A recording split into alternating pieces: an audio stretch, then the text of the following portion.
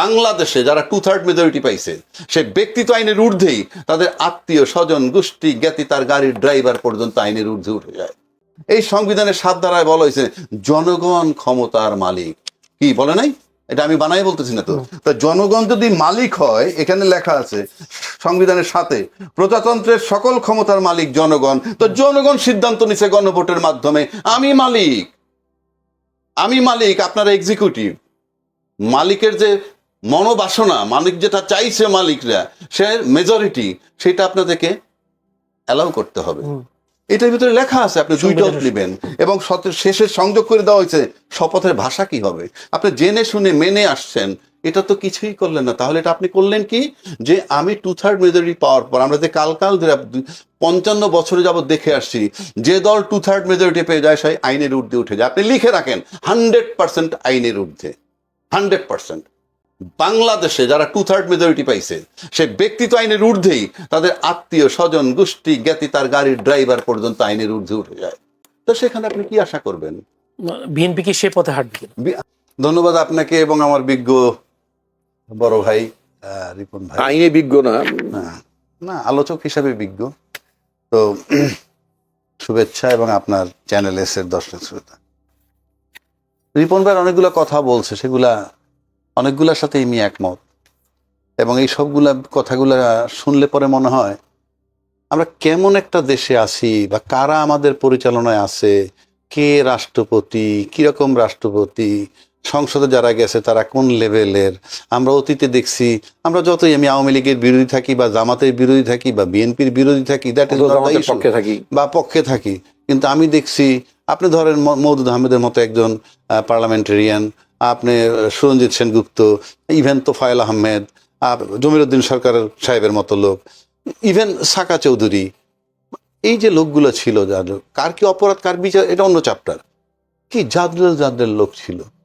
সেই পার্লামেন্টের দিকে এখন আমি তাকাই, আমার কষ্ট হয়। কারা যাচ্ছে, কি বলছে, শিক্ষিত অশিক্ষিত নিয়ে আমি বিবেচনায় নিচ্ছি না। সেখানে তো অভিজ্ঞ স্বরাষ্ট্রমন্ত্রী, অভিজ্ঞ না থাকুক, অভিজ্ঞতা আপনি না থাকুক, কিন্তু আলটিমেটলি আপনি ভুল বলতে পারেন, অ্যাড্রেসিং এ ভুল হইতে পারে। যখন আপনি সাবমিশন রাখতেছেন তখন রাখতেছেন কি, সেগুলো দেখবার বিষয়। যেমন ধরেন সালাউদ্দিন সাহেব একজন চৌকস লোক, আমি তো ওনারে আজকে কোথায় জানি প্রস্তাব দিলাম যে উনি খুব চৌকস, উনি যোগ্য, উনি লয়ের ছাত্র, তারপরে উনি পার্লামেন্টের মেম্বার এ পর্যন্ত 4র্থবার হইলেন, তারপরে উনি প্রতিমন্ত্রী ছিলেন, উনি প্রধানমন্ত্রী এপিএস ছিলেন, উনি প্রধানমন্ত্রীর আজকের প্রধানমন্ত্রী টিচারও ছিলেন।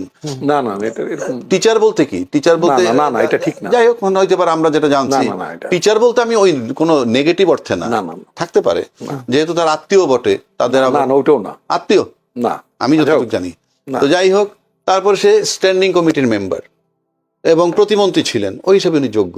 এবং আজকে পার্লামেন্টারে যেভাবে টানতেছেন, আমি ওনার ভুল শুদ্ধের বিতর্কে যাচ্ছি না, কিন্তু যেভাবে টানতেছেন সেই হিসেবে তাকে আজকে 4 নম্বর সিটে বসেন।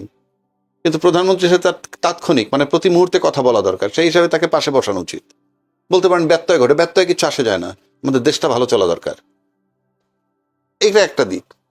আচ্ছা, আবার যদি বলি যে উনি যেমন বললেন যে অন্তর্বর্তী সরকার মানে এই একটা প্রতারণা করছে, এই আইনটা, এই আদেশটা দিয়ে একটা কি বলে প্রতারণার দলিল বলেছেন, প্রতারণার দলিল বললেন। জুলাই সনদ বাস্তবায়ন। হ্যাঁ, আপনি যখন একটা জিনিস মেনে নিবেন, মেনে নেওয়ার পর কিন্তু জনগণ আপনার আস্থা নিছে, সেখান থেকে আপনি সরে আসলে আপনার সম্পর্কে আমার ধারণা কি হবে? আপনি তখন চিন্তা করলেন না কেন? তখন তো বলার সুযোগ ছিল না যে তা না, 1 নম্বর। 2 নম্বর আসেন, সংস্কার এবং রিফর্ম দুইটা যদি একই জিনিস হয়, তাহলে সংস্কার করতে দোষ কি? সংশোধনে যাব কেন? আসলে যেমন রিপন ভাই বলছে, দুটোর ভিতরে তেমন কোনো পার্থক্য নাই। অফকোর্স পার্থক্য আছে, কারণ এখানে উচ্চ কক্ষ হবে, নিম্ন কক্ষ হবে। এখানে আপনার, আমি বলছি সেটা তো সংশোধনের মধ্য দিয়ে হবে, সংশোধনের মধ্যে দিয়ে, সংস্কারের মধ্য দিয়ে হবে। সংস্কার হইল পরিবর্তন, অনেক কিছু পরিবর্তন হয়, আমূল পরিবর্তনের দিকে যায়, নতুন একটা ধারা তৈরি হবে। যেমন আপনি উচ্চ কক্ষ নিম্ন কক্ষ, সেখানে পিয়ার পদ্ধতির উচ্চ কক্ষ নাকি আসন ভিত্তিক, এগুলো একটা বিশাল সংস্কার। এখন সংসদ কিন্তু শুধু সংস্কার করে না, সংসদ কিন্তু নতুন আইনও করে। আইন শুধু নতুন আইন হবে, এবং যেখানে দরকার নতুন আইনটা একদিনে, নতুন আইন হলো আপনি সংবিধানের ভিতরে চলবেন, তার সাথে প্রয়োজনীয় আইন বানাবেন, অন্য আইন, সেই আইনটা আরেক জিনিস। কিন্তু আমার বক্তব্যটা হচ্ছে যে আপনি যদি এখন সংবিধানটাকে সংশোধন করতে চান, সংশোধন করে কোনটা? যেমন ধরেন ওইটা শাস্তি আছে 5 বছর, এটা শাস্তি করলেন 7 বছর, 5 বছরে 2 বছর বাড়াইলেন, এইটা সংশোধন। কিন্তু ওই ইয়েটাই থাকবে না, ওইখানে অন্য একটা জিনিস বসবে, এক কক্ষ, দ্বিকক্ষ, উচ্চকক্ষ, নিম্নকক্ষ বানাবেন, এটা জন্য দরকার সংস্কার। এখন আসেন যে আমি আবার একটু মাঝখানে প্রশ্ন করব। জি, এই যে আপনার 13th অ্যামেন্ডমেন্টটা হলো, আমাদের দেশে কি তত্ত্বাবধায়ক ব্যবস্থা ছিল? সেটাই বলতেছি, ছিল না। কিন্তু তত্ত্বাবধায়ক ব্যবস্থা যখন সংবিধানে ইনকর্পোরেট হলো, Right. তখন কি সেটা কি হলো? বলতেছি। তখন কি সংস্কার হলো? না না, সেটা বলতেছি। তখন কি তখনকার পার্লামেন্ট কি সংস্কার ছিল? এই যে এইখানেই কথাটা, জনগণের অভিপ্রায়, অর্থাৎ ওই যে তত্ত্বাবধায়ক সরকারটা হইছে জনগণের ইচ্ছার অভিপ্রায়, ওইরকম ভাবেই হবে এখন। সেই ইচ্ছার অভিপ্রায় হইছে বইলে সংবিধানের বাইরে বসে এই 3 দল মেনে নিছে, মেনে নেওয়ার পর 3 দলীয় রূপরেখা হইছে একটা। আর এটাকে আপনি সেই হিসাবে জনগণের অভিপ্রায়, সেই অভিপ্রায়ের ভিত্তিটা বাস্তবায়িত হইল, প্রতিফলিত হইল গণভোট দিয়ে জনগণের অভিপ্রায়টাকে। এখন আপনি বলতেছেন যে জুলাই সনদ বাস্তবায়ন যে আইনটা, এই আদেশটা, এইটা বৈধ নয়, এটা রাষ্ট্রপতি দিতে পারেন না। রিপন ভাই আরেকটা কথা বলছেন, এটা আমিও জানি, যে ওই আদেশে স্বাক্ষর করার পর প্রশ্ন করছিলেন স্বরাষ্ট্রমন্ত্রী যে আপনি এই আদেশে স্বাক্ষর করতে পারেন কিনা। উনি বলেন আমি পারি না, কিন্তু পারাচ্ছে, কথাটা ছিল এরকম, পারাচ্ছে। এখন আমার প্রশ্ন, আপনাকে দিয়ে পারাচ্ছে মানে হলো আপনি স্বেচ্ছায় করেন নাই, তাহলে বাই ফোর্স করেছেন। কে আপনাকে বাধ্য করলো, কে আপনাকে ফোর্স করলো? এটা একেবারে একটা বিশাল তদন্ত দরকার, এবং একটা ক্রিমিনাল অফেন্স করছেন, যেই করে থাকুন, নাম্বার 1। নাম্বার 2, উনি শপথ নিছেন রাগের, অনুরাগের, বিরাগের বশবর্তী হয়ে আমি কিছু করব না, সব কিছুর ঊর্ধ্বে থেকে আমি করব। তা আপনি তো রাগ, অনুরাগ, ভয়, ভীতির ঊর্ধ্বে থাকার কথা। আপনি তাহলে কোথায় ভয় পেয়েছিলেন? আর ভয় পেয়ে করলে আপনার উপরে দেশ দায়িত্ব দিবে কেন রাষ্ট্রপতির? আপনি কি হিসাবে রাষ্ট্রপতির দায়িত্ব নিছেন? আপনাকে যদি প্রেশার দিয়ে করানো যায়, আপনি তো এই রাষ্ট্রপতি পদে আপনার নিজেরই থাকা উচিত নয়।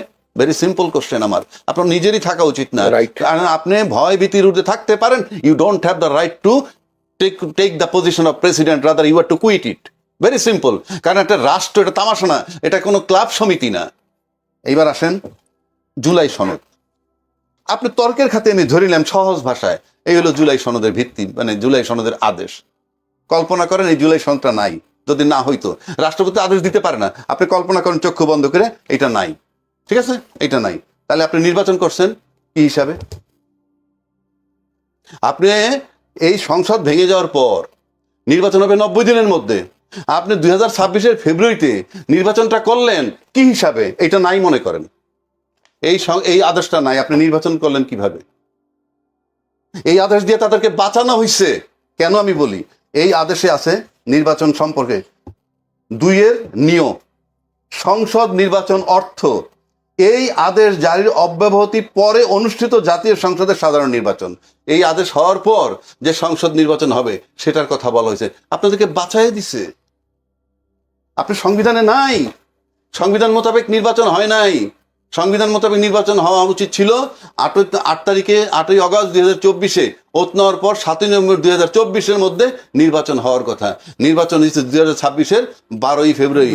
চ্যালেঞ্জ করলাম, দেখান আমার এই সংবিধানে কোথায় পারমিট করে।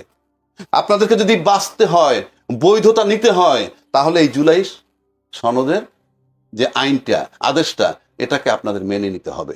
সেক্ষেত্রে সংসদ যে সার্বভৌম একটা কথা বলে, ইয়েস, সংসদ তো অবশ্যই সার্বভৌম।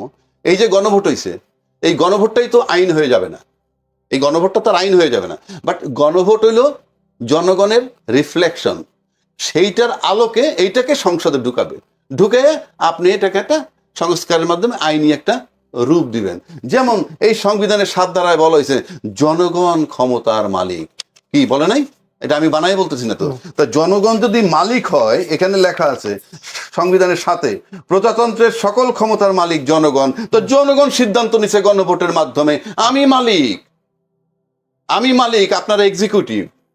মালিকের যে মনোবাসনা, মালিক যেটা চাইছে মালিকরা, সে মেজরিটি, সেটা আপনাদেরকে অ্যালাউ করতে হবে।